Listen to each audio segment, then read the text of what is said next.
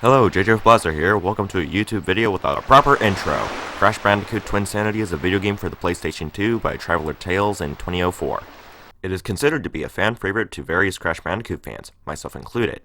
It stars a mutated Bandicoot named Crash, who, follows his sister? I don't know. Anyways, we found out his sister is a man named Neo Cortex, our antagonist from the previous games and this game as well. Except in this game, we team up with him to stop two parrots from taking over the dimension. After looking at video gaming challenges on YouTube, I never saw a challenge for the Crash Bandicoot franchise, except for the kart series, of course, figures. So I took this underrated game and took away an overused move that is often taken for granted, the double jump. The double jump is basically the act of having a second jump while in midair, giving the players more distance and height than a regular jump. But what would be the outcome if we attempted to beat Crash Twinsanity without using the double jump? First, let's define what a double jump is for this run. According to the tutorial section in Insanity Island, it is the action of pressing the jump button twice. But we can't follow that since you can still double jump by pressing the jump button after walking off a cliff. So here's the rule that will satisfy the run. If you press the jump button while in midair and trigger the double jump animation / sound effect, it will count as a double jump. Okay, now that we know what counts as a double jump, let's jump into it. The first issue is, unsurprisingly, not in Insanity Beach, but in Cavern Catastrophe at this checkpoint. You see, there's a big parkour section that is very tricky due to the fact that we cannot use a double jump, and the only way we can make these jumps at least possible is the really hard to control long jump. Hooray! The good news is that this parkour is pretty easy to understand. The bad news is that I make it look easy. This section literally took me 10 minutes to do, and it was mostly me failing at the first jump because it's so precise. But I eventually made it. Hooray! 100 cutscenes later, we encounter the next parkour section in Tokum Hokum, which requires a lot of long jumps, but it is most definitely possible. After the tedious B section, there's a water section that has this fence. It is odd, but it's really easy to figure out, so why am I even talking about this fence? Honestly, I think the hardest part of Tokum Hokum was the worm section, because it's the worm section. In this game, worms are probably the worst enemies, by difficulty at least. They're like the Hammer Brothers of Crash Bandicoot. You're probably wondering why. Well, the double jump actually is very useful at this point. For you see, these worms are undefeatable. However, in order for you to progress through the game, they are actually useful in a way. In order for you to use them, you have to ground pound their heads so that they can move, so that you can reach higher spots by jumping on their heads. However, ground pounding their heads isn't as easy as you might think. In order for you to actually get a good aim, you have to double jump right above their heads so that you can get an accurate ground pound onto their heads. Meaning that if you just do a regular jump, then pound the head, you're probably gonna miss and get attacked by the wormy. Yes, you can get attacked by the wormy. There are also these little village people that also try to attack you, and since this game is glitchy, I've had a couple game overs along the way.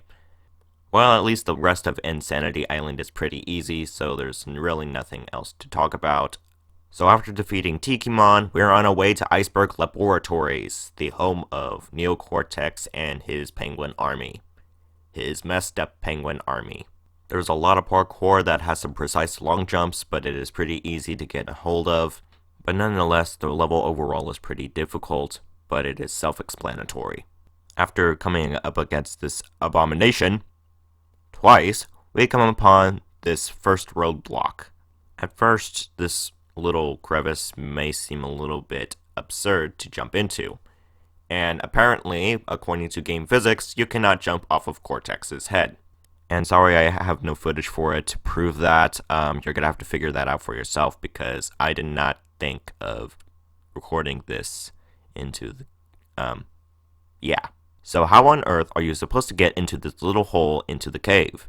You see, there's a checkpoint box inside the cave. So what is the best way to handle this situation? Well, throw Cortex into everything. Once you hit the checkpoint box, you'll know by hearing the sound effect or literally seeing it open. Commit suicide!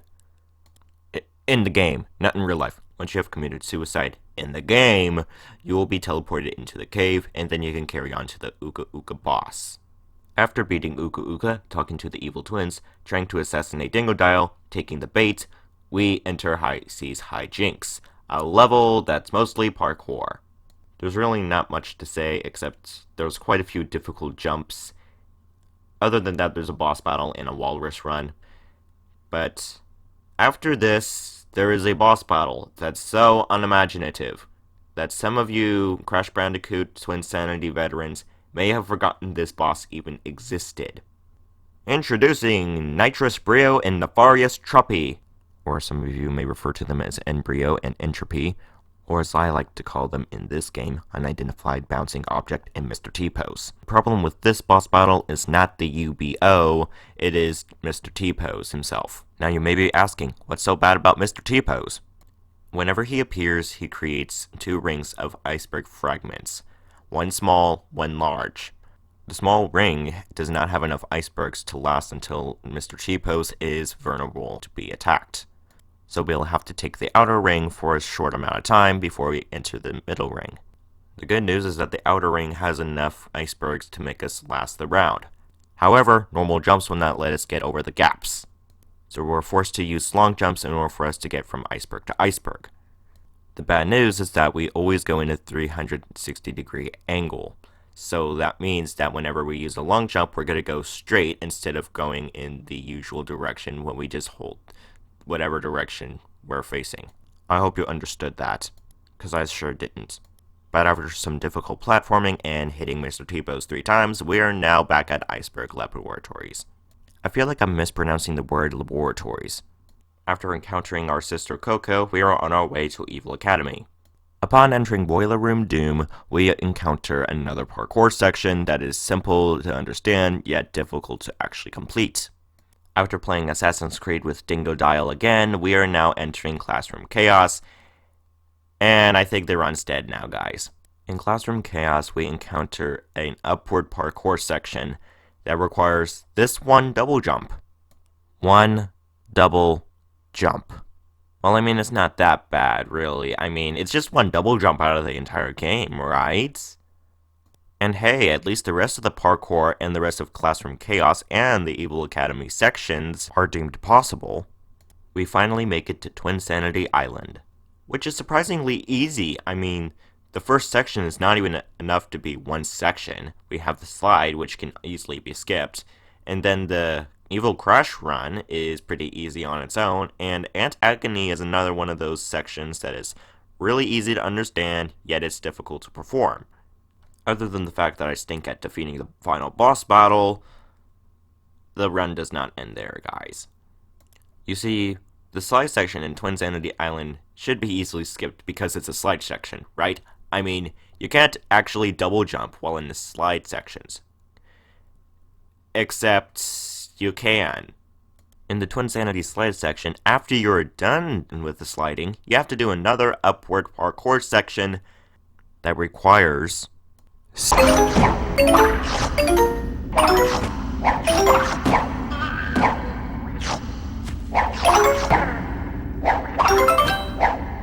7 flipping double jumps. So, how many double jumps does it take to beat Crash Twinsanity? The answer is 8 double jumps. 1 in Classroom Chaos and 7 in the Crash Twinsanity slide section. I was hoping I'd get a better chance at doing this, but I did make videos of my gameplay before making this video, so if you'd like to check that out, you can go into the description to find a playlist of all of those videos. But thanks for watching! If you enjoyed this kind of content, you can subscribe and click the bell to be notified whenever I make another one of these kind of videos.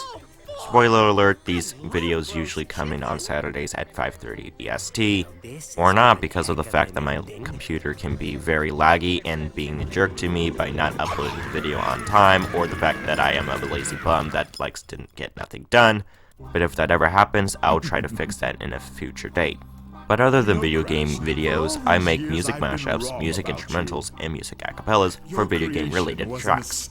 And I take requests, so if there's a Five Nights at Freddy's song acapella that you really want, or you want me to mash 2 video game OST tracks together, I can do that. And if you like any of the content that I have said so far, subscribe and click the bell for more. Also, in the part 4 of my Crash Bandicoot attempt, I said that I was going to do a Crash Warped video, but then I said I was going to cancel it because my capture card was not reacting correctly to my PS2 or PS4. I completely forgot that the PS4 automatically has a screen capture. So all I really need to know is how to actually transfer that data to my computer, and then I'm set. However, I just really wanted to do the original because I love the original better. So stay tuned for that. See you guys next week, I guess? Also, I changed my voice to make it sound like this because I do not want to reveal my voice exactly just yet. So anyways, see ya guys next week.